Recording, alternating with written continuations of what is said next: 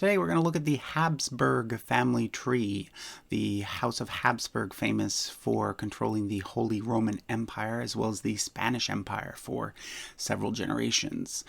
And we're going to use this European royal family tree chart again. Last time we focused on this red section, which represents England and later Great Britain. But today we're going to look at this pink section, which represents the Habsburgs. So we're going to start with an individual known as Radbot of Klattgau. Now, I'm not sure if I got that pronunciation right, but it certainly is a very cool name. And we start there because he is the earliest confirmed ancestor of the later Habsburg family. He built the castle called the Habsburg Castle, which was actually located in Switzerland. And he was married to a member of the French nobility, and she was actually a descendant of Charlemagne, which means that the rest of the Habsburgs from this point forward are also descendants of Charlemagne. So I thought I'd point that out. Okay, so these two individuals had a grandson named Otto, who became the first count of Habsburg, and thereafter we get a whole string of counts who ruled from Habsburg Castle in Switzerland. And it isn't until we come to an individual named Rudolf that the family rises to greater importance. He became the King of Germany and moved to Austria, and from there onwards, the Habsburg family is also known as the House of Austria because that's where they had their base. Now, this was during a time when there was no Holy Roman Emperor. Rudolf would have probably been named Holy Roman Emperor, but he never got to that point. His son also became King of Germany, was never actually named Holy Roman Emperor. And then after that, we get some Holy Roman Emperors from another family.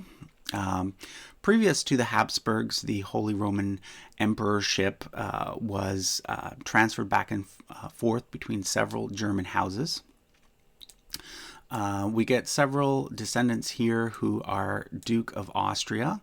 That is the title that they were taking at that point.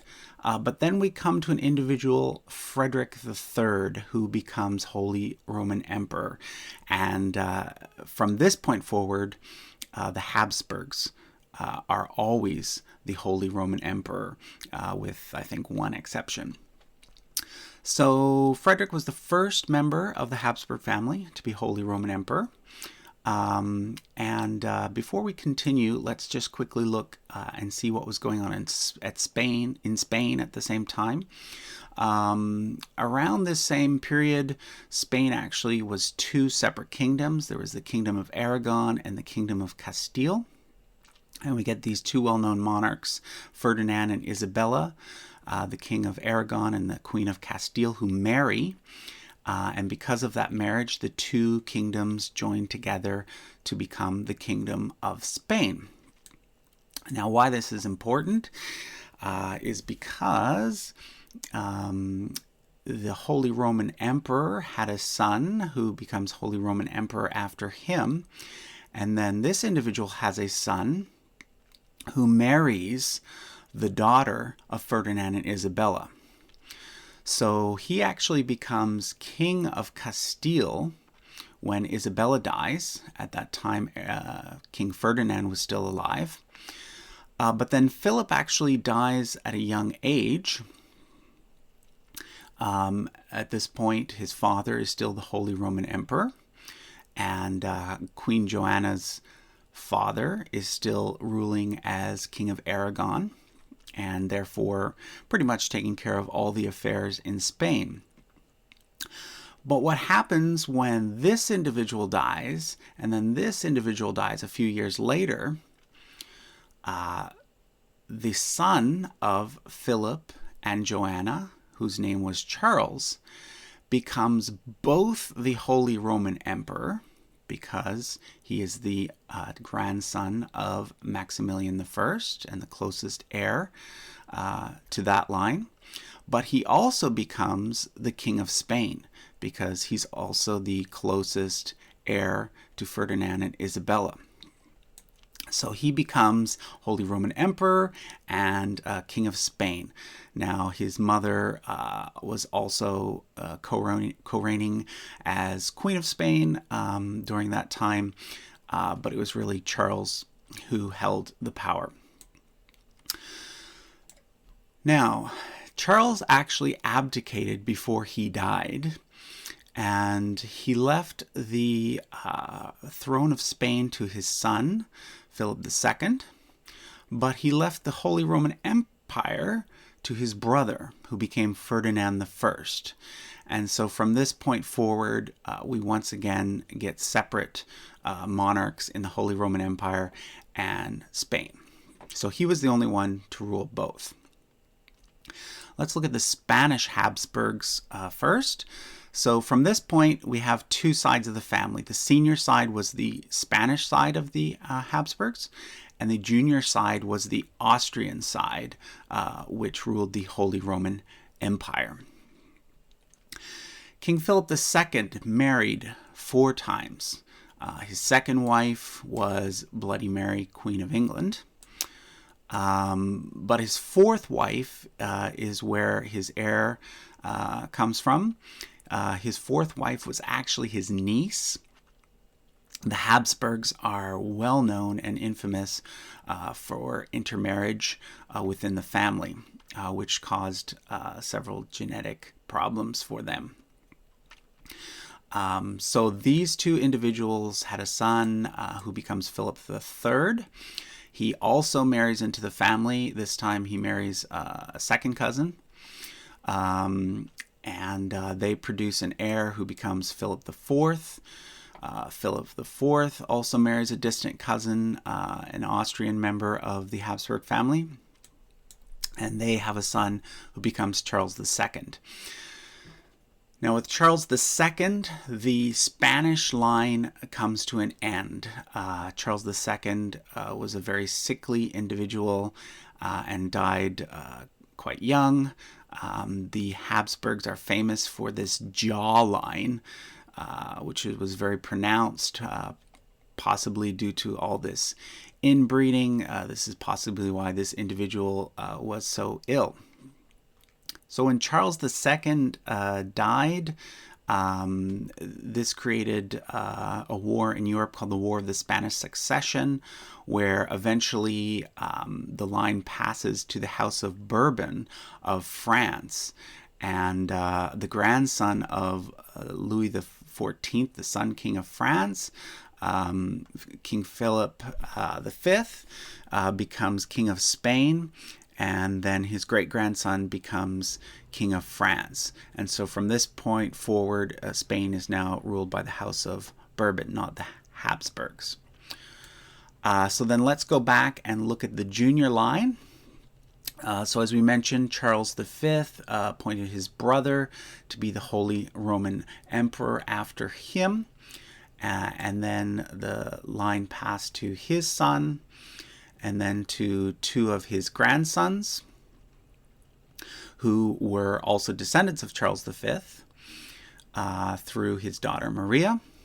But this line dies out, and then it goes through another son over here, and we get Ferdinand II and Ferdinand III, and then their son Leopold I.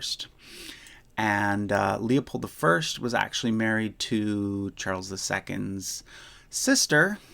And so during the War of the Spanish Succession, some actually wanted this individual to become King of Spain. But he did not. As we mentioned, it went to the House of Bourbon instead. But this individual did become a Holy Roman Emperor after his brother died, and there were no heirs here. And then he had a daughter named Maria Theresa, and he did not have a son. And this created a problem because now there were no male heirs that could be found for the Holy Roman Empire. And the Holy Roman Emperor was always male. And so another war ensued, this time called the War of the Austrian Succession. But what ended up happening in the end was that Maria was in fact allowed to be empress. She was married to another distant relative here. This would make them second cousins. So Francis I, her husband, was related to the Habsburgs, but officially he was a member of the House of Lorraine in France. And so he was made joint emperor with his wife, although his wife really ran things. So from this point forward, the house actually becomes known as the House of Habsburg-Lorraine after this connection to the Lorraine family. So after these individuals, two of their sons then become Holy Roman Emperor, Joseph II and Leopold II. And then Leopold II's son, Francis II, becomes Holy Roman Emperor, and he is actually the last of the Holy Roman Emperors, because the Holy Roman Empire dissolved during the time of this individual over here, Napoleon.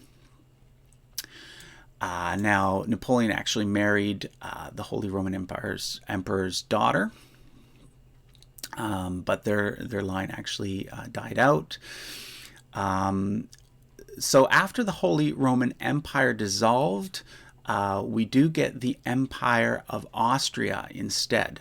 So Austria becomes an empire, and then other parts of Germany are ruled by different houses. So the Habsburgs retain control over Austria as Emperor of Austria, and so the son of Francis II becomes emperor.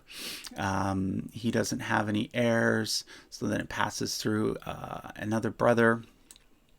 And we come down to Emperor Franz Joseph I of Austria, who was the Emperor of Austria during World War I.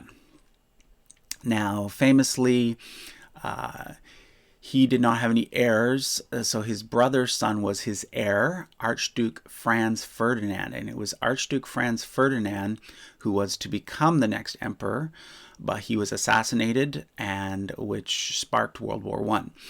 So the emperor died during World War I, and so therefore the emperorship passed down this way to a relative known as Charles I, who was the last emperor of Austria and the last of the Habsburg monarchs. Now, after he dies, he did have a son known as Otto von Habsburg, who was the crown prince when Austria was still an empire. But for quite a long time, from shortly after World War I all the way, I think he died in 2007. So a very long time, this individual was the head of the House of Habsburg, although he was not a reigning monarch. He was known as Otto von Habsburg. So like I say, he died about 10 years ago, and his son, Karl, is now the head of the House of Habsburg. Again, though, not a monarch, because there is no monarchy in Austria anymore. Although this individual did go into politics, holding various positions, including he was elected to the European Parliament. So the House is still involved in European politics through that connection. He has a son who will eventually become the heir to the House of Habsburg and become head of the family. This individual is actually a race car driver, quite a young man, I believe in his 20s. So that's kind of where the future of the Habsburg family will head. And like I mentioned earlier, the Habsburgs died out in Spain a long time ago, and Spain is now run by the House of Bourbon. Okay, so that was a look at the Habsburg line. If you'd like to purchase this chart and have a copy of your own, you can head over to my website, usefulcharts.com. Thanks for watching.